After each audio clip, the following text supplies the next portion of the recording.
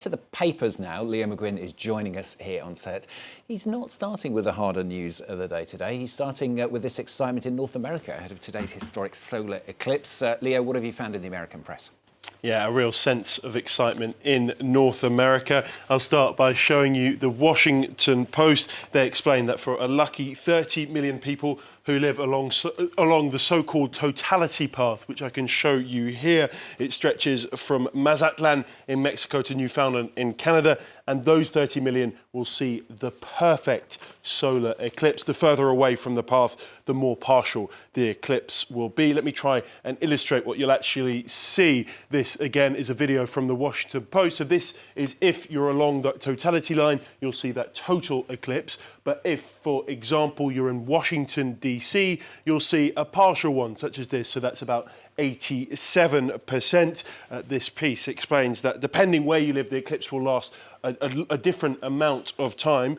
If you were to live in Torreon in Mexico, for example, the eclipse would last for a whopping 4 minutes and 28 seconds. If you're in North America and you're not sure how to prepare, don't worry, the New York Times have you covered. They have this article this morning. What should I wear in an eclipse? Apart from protective glasses, scientists suggest that you should wear green or red. When the light changes very quickly, like during the eclipse, the reds get darker and green gets brighter, so wearing those colours can have a fun effect. New York Times also notes that if you don't have glasses to watch the event, don't panic, you can use household objects, anything with holes, including a straw hat, a strainer, even a cheese grater. I love the guide, very nicely. I remember seeing a solar eclipse myself, in fact, living in the UK. We all went outside the office, and the bizarre thing was all the street lights came on at like 11 o'clock in the morning. It's very strange.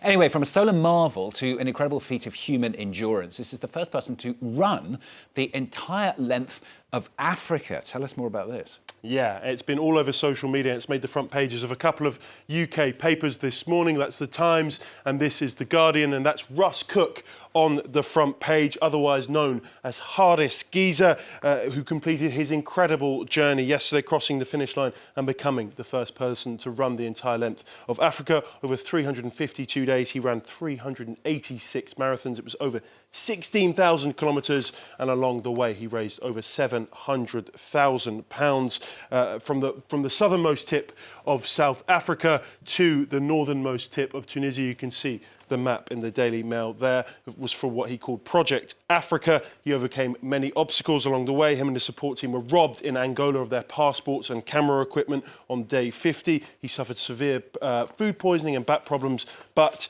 he soldiered on. Yesterday, he was joined by supporters from all over the world for his last leg. That's his post on X there of him crossing the finish line. Interviewed at the finish line, he said he felt he was pretty tired, which I think is a fair enough assessment. Pretty tired, it's very impressive. I hadn't thought about the fact that, of course, he has to go all the way around the west as well, otherwise, presumably, he can't run across the middle of the Sahara Desert.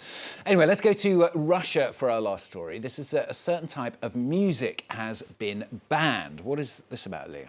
Yeah, well, this, as you can see in the Moscow Times this morning, Chechnya has banned music that is too fast or too slow. All music should now correspond to a tempo of between 80 and 116 beats per minute. It comes over fears of Western music polluting Chechen culture. The ban was announced following a meeting between the Republic's ministry and local and regional artists. But artists are said to be given until the 1st of June to put that into place. Otherwise, their music won't be able to be played into public if it isn't reworked to fit that criteria. The new standard of music means that modern music, a lot of modern such pop music, won't fit in and won't be able to be played. But also slower music such as samba and the waltz, as well as bizarrely the Russian national anthem, which is 76 beats per minute.